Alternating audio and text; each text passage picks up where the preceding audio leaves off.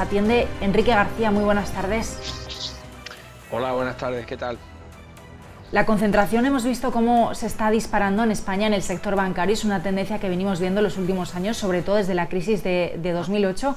Y según AFI, parece que esta concentración, los grandes bancos van a copar un 70% del mercado, si finalmente se confirma, ¿no?, esta fusión BBVA, Sabadell, Caixa, Bankia. También tenemos ahí al Banco Santander como uno de los grandes. Hablamos de que en definitiva hay menos oferta para el consumidor. ¿Qué consecuencias puede tener esto para los consumidores? Bueno, pues digamos que sí, que este proceso de concentración va a restringir la oferta a disposición de los consumidores. Bien es cierto que hay otro fenómeno, que es el de la irrupción de la fintech y por ahí sí que puede haber una nueva posibilidad de ofertas concretas de cara a los usuarios en materia de servicios financieros. Pero hay un aspecto muy concreto que nos preocupa desde OCU y es la desaparición de oficinas, sobre todo en el ámbito rural, y que de alguna manera puede provocar nuevos fenómenos de exclusión financiera, sobre todo en determinado tipo de clientela más vulnerable, ¿no?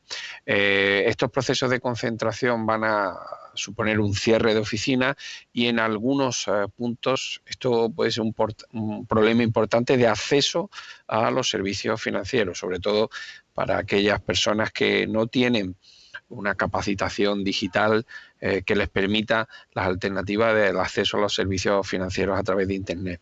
Desde el punto de vista de los precios, también estos procesos de concentración pues hace que, como venimos asistiendo, pues haya un fenómeno de incremento de precios de las comisiones, de los que los consumidores pues tienen mayores dificultades de huir hacia entidades o servicios libres de comisiones o más baratos, ¿no? Por tanto, sí que mostramos esa preocupación desde el punto de vista de la demanda que estas operaciones de concentración tienen, aunque hay que decir que para la otra parte de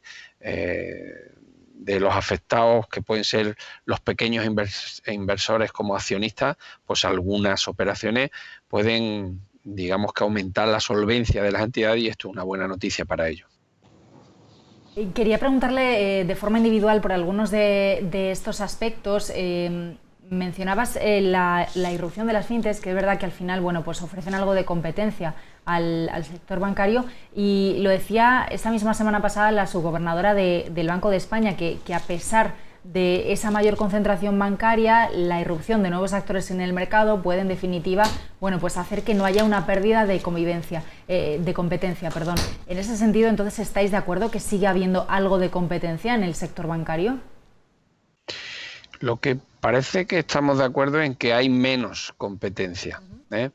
Otra cosa es que esta irrupción de la fintech sea más bien teórica que real. Y luego hay un problema también de dimensión del mercado. ¿De qué mercado estamos hablando? Del español. Es evidente que se ha concentrado, diga lo que diga el Banco de España. Hay otra perspectiva y es el mercado europeo, que desde OCU reclamamos que se eliminen barreras y se cree un auténtico mercado europeo de servicios financieros, porque entonces sí que los consumidores podremos acceder a un servicio amplio, globalizado y seguro que más barato y con mayores ofertas a disposición de los consumidores. Pero hoy por hoy esto no es posible.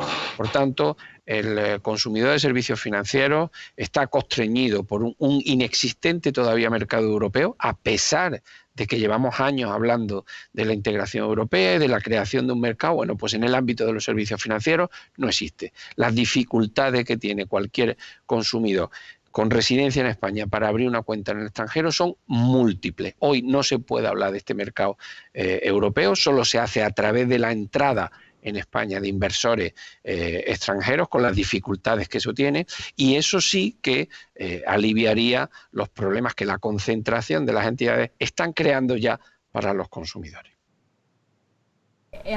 Quería hablarte también de ese otro riesgo que decías, porque lo que hemos visto conforme en paralelo a estos procesos de aumento de la concentración bancaria, sobre todo desde 2008, es un cierre de oficinas paulatino, pero como un goteo constante, y sobre todo en el medio rural, ¿no? O en aquellas ciudades, bueno, un poquito menos pobladas, donde parece que no sé decir no es tan rentable, no sé si decir no es tan rentable sería la forma adecuada de decirlo, pero bueno, en definitiva está pasando, ¿no? Y esto al final puede tener otra serie de consecuencias, porque si hay menos oficinas disponibles, menos personas que atiendan, y si tenemos en cuenta que en este tipo de zonas suele vivir más gente mayor o con menos acceso a tecnología, al final, bueno, se produce un menor acceso al sistema financiero, se produce una exclusión financiera, ¿verdad? En este sentido, viendo que efectivamente el sector va a esa concentración y que incluso desde las autoridades europeas y españolas se sigue diciendo que hay margen para más concentración, estamos viendo ya, podemos constatar un aumento de la desigualdad en este sentido, una mayor brecha financiera.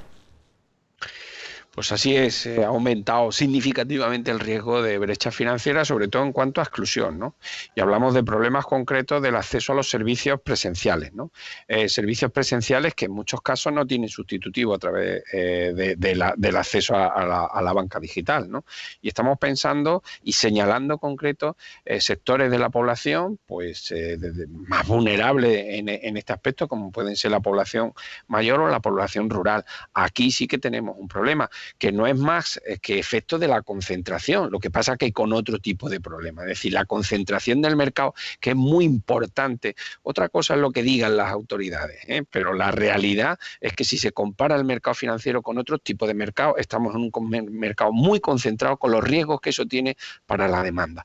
En particular, un ejemplo de esta cuestión es la dificultad del acceso a los servicios básicos de una cuenta corriente. Estamos hablando de pagos y retirada de dinero que en muchas localidades pues hoy por hoy son bastante dificultosos, ¿no? En ese sentido, desde OCU creemos que se deben de tener en consideración pues de alguna manera denominar este acceso a los servicios financieros pues como un tipo de servicio universal, donde de alguna manera se pueda garantizar que hay una posibilidad real de acceso en todo el territorio.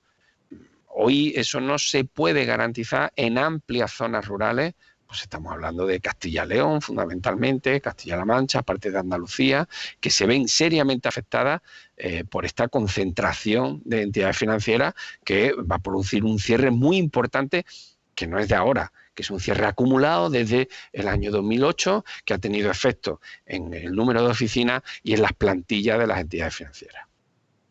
¿Y qué hay en términos de garantía de depósitos, en términos de protección para los consumidores? En ese sentido también podemos esperar algún tipo de consecuencias, porque bueno, hay una serie de fondos europeos que garantizan la protección, ¿no?, de los depósitos de los clientes, hasta 100.000 euros suele ser, pero no sé si cuando estamos hablando de concentración bancaria, estos mecanismos de protección que automáticamente se articulan porque se han establecido para eso, ¿no?, para proteger los depósitos, no sé si bueno, pues se suman BBVA y Sabadell o Caixa y Bankia, y si en este sentido también vemos cómo disminuye o no disminuye la protección, le pregunto.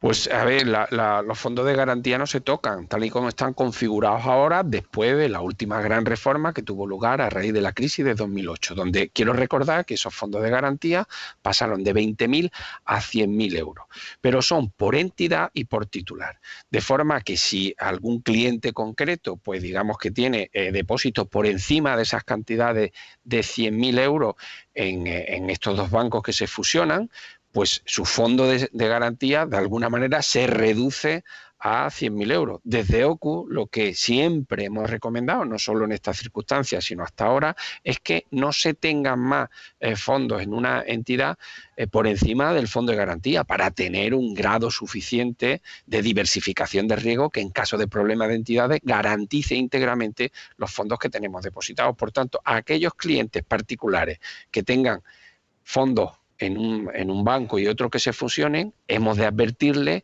que el fondo de garantía no se aumenta, sino que se reduce hasta 100.000 por entidad y por persona. Por entidad y por persona, importante esto, ¿verdad? Cuando estamos viendo estos grandes procesos de fusión o de concentración bancaria. Una última pregunta, Enrique. Hemos visto también que en este momento de búsqueda de rentabilidad en el sector bancario, a muchos nos ha pasado, ¿no?, que de pronto se nos ha empezado a cobrar comisiones por cosas que antes no se hacían. En esta búsqueda de rentabilidad del sector bancario y con este contexto que acabamos de repasar, esperamos que sigan aumentando esas comisiones. ¿Qué pronósticos podemos tener en este sentido?